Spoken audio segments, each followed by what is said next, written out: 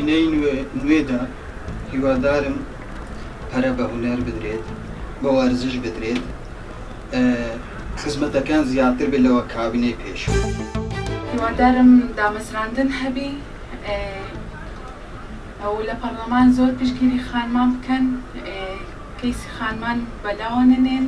هیوادارم کاری باشمان لە بۆ بکەن، پشتگیری خانمان زیاتر بی، ڕێکخراوی خانمان زیاتر بی، پشتگیری ئەو کەسانە بکەن کە تەلاق دراون، یارمەتیان بدەن، کاریان لە بۆ دابنێن، هاوکاری گەنجان بکەن.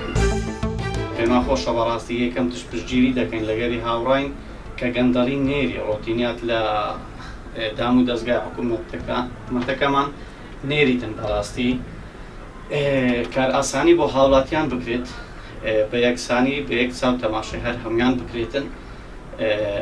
ئەومان زۆر زۆر پێخۆشە بەڕاستی وەکو موچەی فەرمانبارەکان پێیان بدرێتەوە و هەموو باشەکەوتی موچەکانیان بوان خەرز بکرێتن.